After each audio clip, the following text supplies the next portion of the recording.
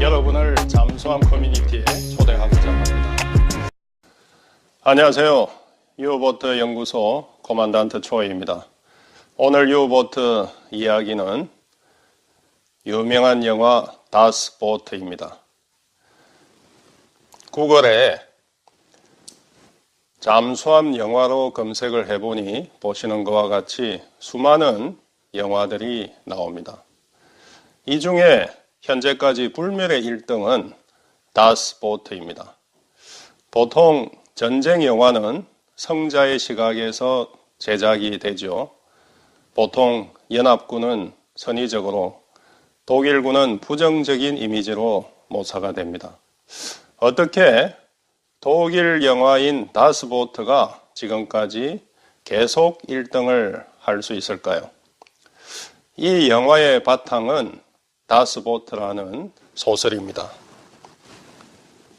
보시는 이 책이 바로 다스 보트라는 책인데 영화 소개에 앞서 우선 이 책 소개부터 드리도록 하겠습니다. 이 책 위에 있는 로트 균트 북하임은 이 책 저자의 이름입니다. 북하임이라는 저자는 유보트 관련 유명한 저자로서 이분은 소설뿐만 아니라 유보트전 관련한 많은 다큐 책들을 저술하였습니다. 여기에도 북하임 이름이 있죠. 쭈토데 게짓, 죽음의 승리까지 라는 유보트 관련 다큐를 책자로 저술을 하였고, 유보트 크릭,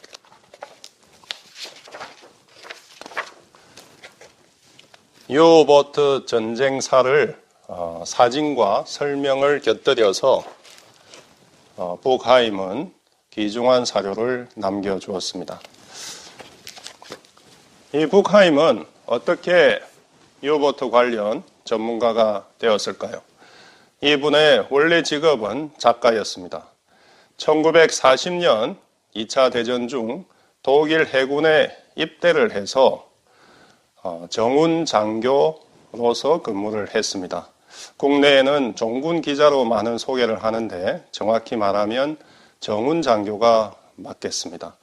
1941년 소위로 임관을 해서 U-96이 7번째 출동을 나갈 때 동성을 해서 임무를 수행했습니다. 그의 임무는 사진을 찍고 잠수함에 대한 기술을 잘 묘사해서 전쟁 홍보에 사용하기 위함이었습니다. 이분은 종전과 동시에 중위로 전역을 했습니다.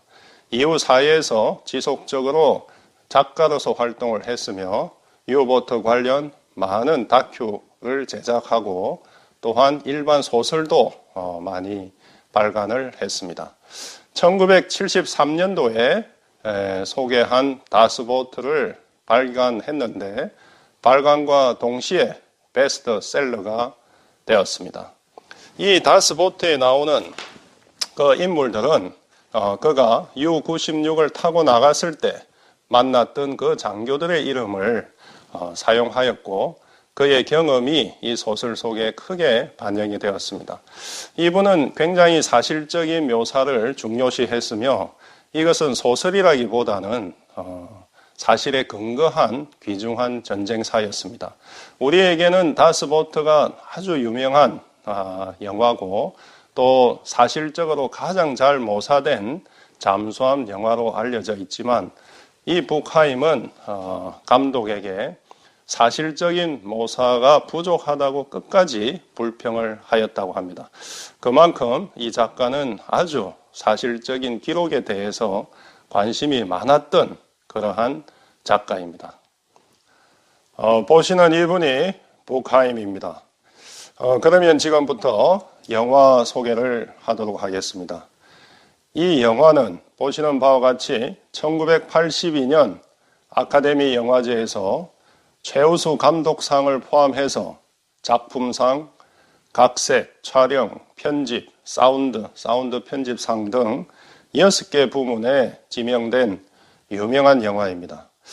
독일에서 만든 영화 중 전쟁 영화 포함 모든 영화 중에서 가장 유명한 영화 중 하나이고 2007년도 본에서 다스보트 전시회를 했는데 4개월 동안 10만 명이 넘는 사람들이 방문했다고 합니다. 제작비는 약 우리 돈으로 200억 원 정도가 소요되었는데 당시까지 독일 영화 중에서 가장 비싼 제작비를 들인 영화였습니다. 1981년도에 개봉이 되었고 3가지 버전이 있었습니다. 우리가 극장에서 보는 극장용이 있었고 거기에서 조금 더 보완된 디렉터스 컷이라는 3시간 분량의 영화가 있었고 또 TV 미니 시리즈용으로 풀 버전이 있었습니다. 이 감독 볼프강 피터슨은 여러분들이 아마 사진을 보시면 기억하실 분도 있을 건데 이분은 다스보트로 독일에서 유명해졌지만 이후에는 할리우드로 진출해서 성공한 감독입니다. 에어포스 1, The Perfect Storm 같은 우리가 귀에 익은 영화를 많이 만들기도 했습니다. U-96 함장으로 나오는 주인공 위르겐 플로흐로브는 왼쪽에서 보시는 주인공 당시 사진이지만 여러분 오른쪽 현재 이 얼굴을 보면 역시 이 얼굴을 기억하실 겁니다. 이분 또한 유보트 영화 이후에 할리우드로 진출을 했고 할리우드에서도 성공한 배우가 되었습니다. 이 영화의 시작 장면은 1941년 가을 프랑스 잠수함 기지인 라로셀, 당시는 독일의 유명한 잠수함 기지였습니다. 이곳에서 잠수함 요원들이 벌이는 광란의 파티 장면부터 시작이 됩니다.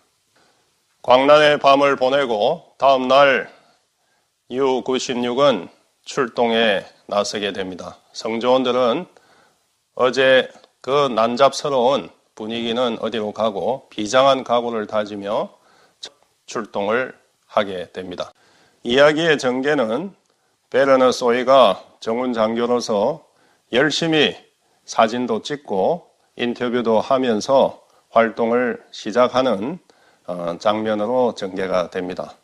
출항 이후 20일이 지났지만 적을 만나지 못하고 아무 전과가 없어서 전 성조원들은 무료해하고 갈급해합니다.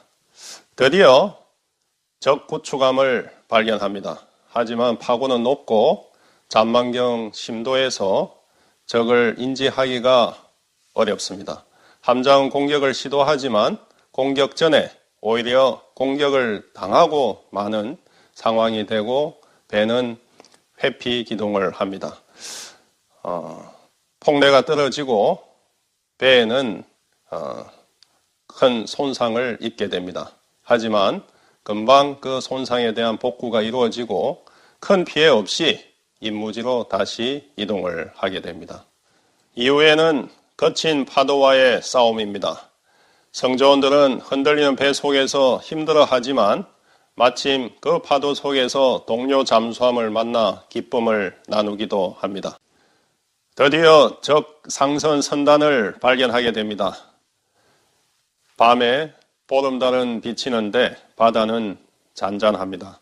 다행히 호송 군함은 보이지가 않습니다. 공격 위치를 잡고 어뢰 4발을 발사합니다. 이 중 2발을 명중시켜서 기쁨도 잠시 적 구축함이 바로 발견을 하게 되고 적 구축함을 피해서 U-96은 긴급 자망을 하게 됩니다. 소나를 사용해서 접근하는 적 구축함이 U-96 머리 위에 들리고 폭내는 떨어지며 폭내 충격으로 인해서 함내에는 화재가 발생합니다. 함내 공기가 오염되고 성조원들은 괴로워합니다. 집요하게 추적하는 적함에 의해서 침로를 변경하고 심도를 위험한 심도인 230m까지 도망을 가지만 적은 집요하게 끝까지 추적하며 공격을 합니다. 성조원들은 공포에 질리게 되고 기관사 중에 한 명인 요한은 패닉 상태에서 배에서 탈출을 시도합니다. 함은 심한 손상을 입었지만 성조원들이 일치단결해서 고장을 처치하고 다시 함은 안정을 찾습니다. 밤이 되길 기다렸다가 부상을 해서 보니 다행히 안개가 끼어져 있습니다. 영국 유조선 한 척은 아까 실시했던 공격으로 인해서 불이 타고 있습니다. 그 유조선을 완전히 격침시키기 위해서 어뢰 한 발을 쏘았는데 예기치 않게 그 배에는 아직 생존자가 있습니다. 생존자들은 가라앉는 배를 피해 물 위에 몸을 던지지만 그 생존자를 구하지 못하고 함장은 이탈을 하며 괴로워합니다.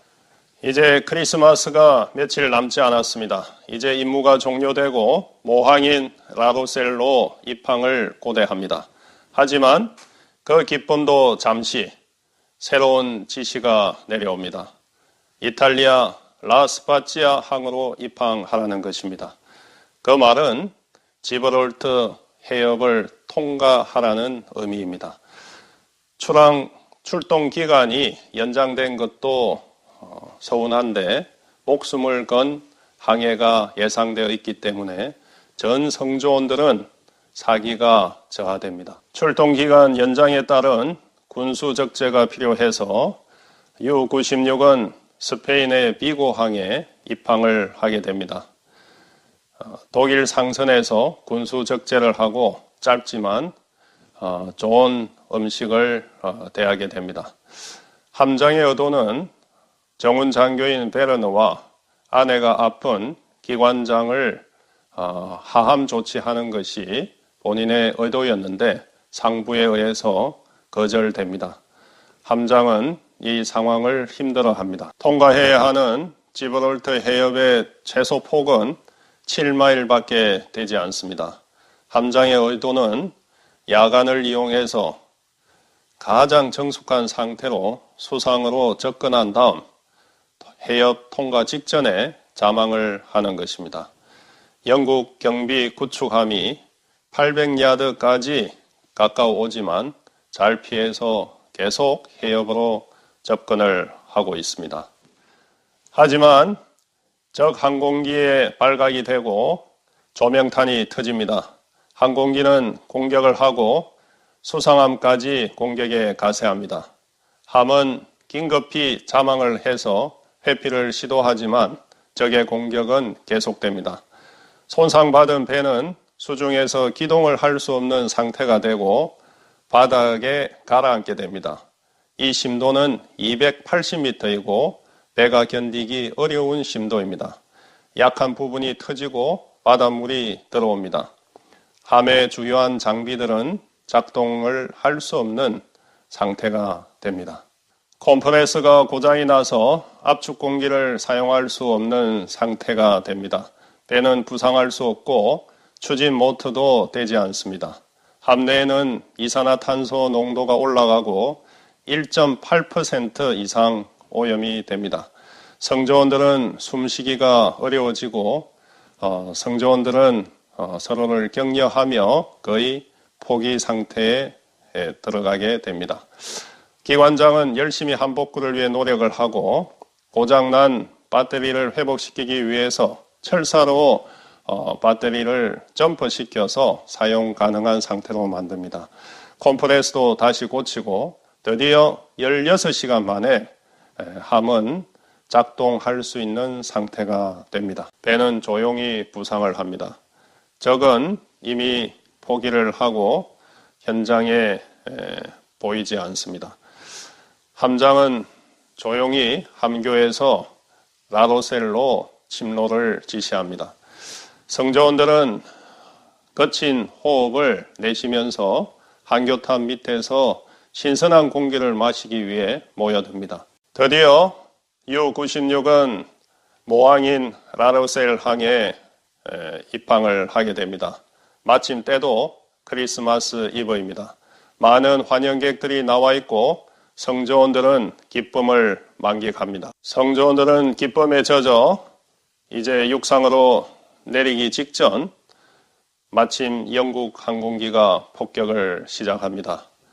항내는 아수라장이 되고 성조원들도 죽고 다치고 U-96은 폭격에 의해 항내에서 침몰을 합니다. 가라앉는 배를 보며 함장 또한 숨을 거둡니다.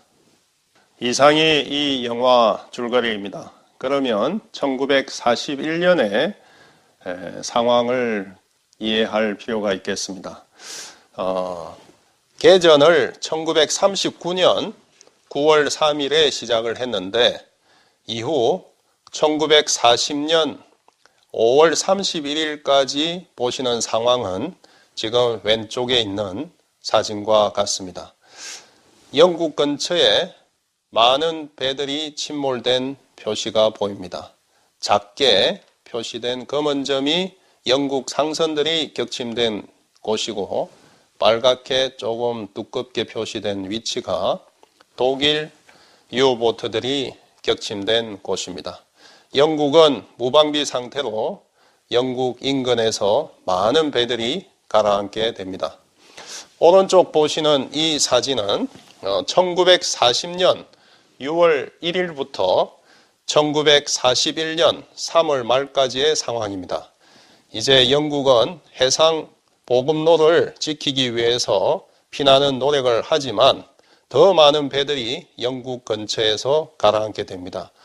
이에 대비해 독일 유보트들도 소수 가라앉은 위치가 전시되어 있지만 그 피해는 그렇게 크지 않습니다. 검게 보이는 이쪽은 이제 독일의 영토가 확장되어 가는 것을 의미합니다.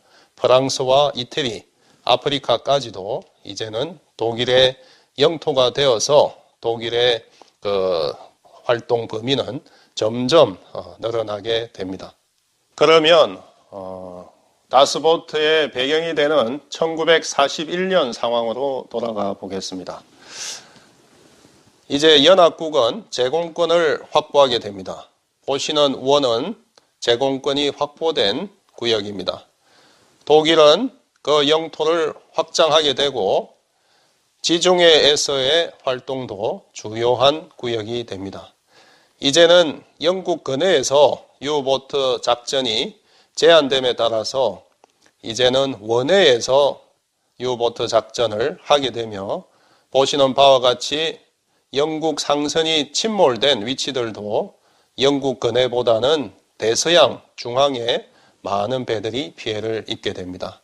이때까지도 독일의 유보트 피해는 그렇게 많지 않습니다. 하지만 지중해 작전이 점차 중요하게 됨으로 해서 지중해 인근에 있는 이쪽에서 유보트 피해가 많음을 알 수 있습니다.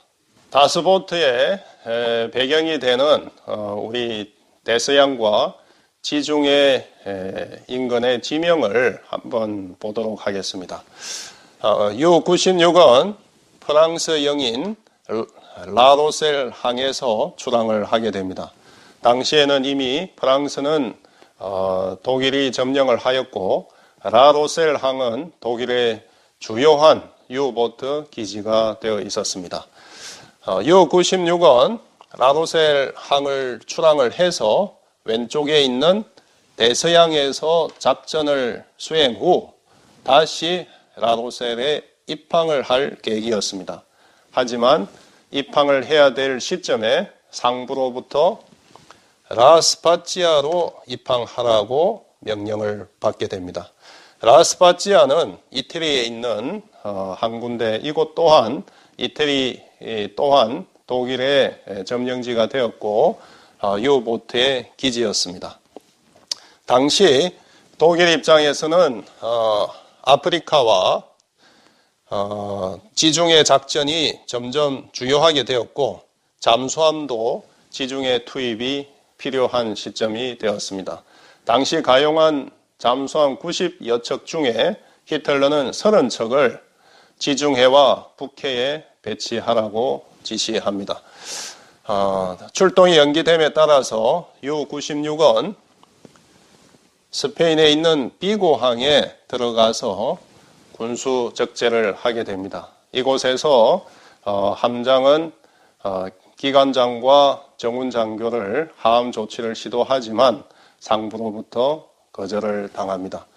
군수 적재 이후에 라스페치아로 이동을 하는데 여기에 가기 위해서는 지브롤터 해협을 통과할 수밖에 없습니다. 이곳은 폭이 7마일 밖에 되지 않습니다. 약 12km 밖에 되지 않는데 바다에서는 양쪽이 서로 눈으로 볼 수 있을 만큼 좁은 곳입니다. 목숨을 건 이 해협 통과가 필요한 시점에 입구에서 U-96은 공격을 받게 되고 막대한 피해를 입게 됩니다. 그 피해를 손상복구하고 U-96은 다시 라로셀 항으로 입항을 합니다. 이곳에서 U-96은 마지막 장면을 보이게 됩니다. 다스보트의 저자인 북하임은 이 책을 통해서 어떤 메시지를 전하고 싶었을까요? 그 내용은 이 책의 제목인 다스보트에 잘 나타나져 있습니다. 이것을 영화로 제작을 해서 국내에 전파가 될 때 특전 유보트라는 제목으로 전해졌습니다. 참 번역 중에 영화 제목 번역이 가장 어렵다고 하는데 아무리 봐도 적합한 제목은 아닌 것 같습니다. 우리가 특전사가 있죠. 정규전이 아니고 특별한 전투를 하는 부대입니다. 유보트가 특전사와 같은 임무를 수행했을까요? 당시에는 대서양 해전 자체가 유보트 전이었습니다. 해전의 주역이었다는 것이죠. 그래서 특전 유보트라는 말은 맞지가 않습니다. 또 중국에서 개봉된 영화 제목을 잠수정이라고 제목을 붙였네요. 이 또한 독일식 표현 다스보트와는 동떨어진 제목입니다. 다스보트의 의미는 무엇일까요? 잠시 독일 단어 설명을 좀 하도록 하겠습니다. 우리말은 큰 배든 작은 배든 배는 배입니다. 한자로 표현할 때는 선과 함 또는 선과 정으로 표현이 되죠. 우리도 구축함이라는 표현을 씁니다. 작은 배인 고속정이라는 표현을 쓰지요. 영어는 ship과 boat로 나눠져 있습니다. 큰 배를 보통 ship이라 하고 작은 배를 boat라고 합니다. 독일어도 비슷합니다. ship과 boat로 나누어져 있죠. 하지만 독일어 단어에는 성이 있습니다. 남성, 여성, 중성, 그리고 복수가 있죠. 그래서 정관사에 중성인 다스가 붙습니다. 영어에는 더가 붙죠. 그래서 미국에서는 이 다스보트 영화를 더 보트라고 번역을 했습니다. 이것 또한 영어로 더 보트라고 표현하기에는 적합한 단어가 아닌 것 같습니다. 우리나라는 큰 잠수함을 잠수함, 작은 잠수함을 잠수정이라고 한자식 표기를 합니다. 영어로는 submarine과 midget submarine이라고 표기를 하죠. 독일 말로는 어떻게 표기를 할까요? 잠수함을 운트제보트라고 하고 작은 잠수함을 작다는 표현인 클라인을 이용해서 클라인 운트제 보트라고 합니다. 그러면 러시아에는 3만 톤이 넘는 타이푼이라는 잠수함이 있습니다. 작은 항공모함만한 크기죠. 그러면 그렇게 큰 잠수함을 독일에서는 쉽이라고 할까요? 아닙니다. 잠수함은 어디까지나 보트 부류에 속합니다. 그래서 어떤 잠수함도 독일 말로는 운트제 보트라고 합니다. 이를 줄여서 U-보트라고 하죠. 보트가 중성이기 때문에 Das U-보트라고 합니다. 영어로는 U-보트라고 하죠. 물 속에서 움직이는 보트라는 의미로 운트제 보트, 다시 말해서 U-보트라고 하는 것입니다. 그러면 Das 보트의 저자인 북하임은 이 책에서 왜 U-보트라고 하지 않고 그 배, 그것도 작은 배인 그 보트라고 표현을 했을까요? 보시는 바와 같이 U-96은 U-보트입니다. 책 제목은 Das 보트죠. 그 배는 U-96을 말합니다. 또한 U-96이 대변하고 있는 독일 전체의 U-보트를 의미하기도 하지요. 작가는 전쟁에 대한 회의를 이 제목으로 표현을 했습니다. 히틀러는 무모한 전쟁을 했고 독일은 뼈아픈 패배를 하게 되지요. U-보트 요원들은 물속에서 힘든 그러한 시간을 보내며 임무에 충실을 했습니다. 성조원들 중에 4분의 3이 수중에서 목숨을 잃었죠. U-보트는 전쟁에서 큰 역할을 했습니다. 하지만 그것은 승리를 가져올 수 없는 하나의 희생이었습니다. U-보트는 이길 수 있는 전쟁에 나갔던 것이 아니고 희생을 위해서 나갔던 것이었습니다. 이길 수 없는 전쟁을 할 수 없었던 그러한 독일군 입장에서는 U-보트를 위대한 U-보트, 대단한 U-보트라고 표현을 할 수 없었던 거죠. 그래서 그 U-보트를 상징하는 Das 보트라는 표현을 하게 된 것입니다. 위대하지 않았습니다. 큰 쉽도 아니었습니다. 대단한 정과를 가지고 한때 영국을 아사 직전까지 몰고 간 U-보트였지만 그것은 하나의 보트일 뿐이었다는 것입니다. 그것이 작가의 의도입니다. 지금 새로운 잠수함 영화들이 몰려오고 있습니다. Das 보트 버전 2가 작년 12월에 개봉이 되었습니다. 독일의 야심작이 다시 나오게 되었습니다. 이와 맞춰 미국에서도 헌트 킬러라는 영화를 제작했네요. 300으로 유명한 주인공 버틀러가 주연을 하게 됩니다.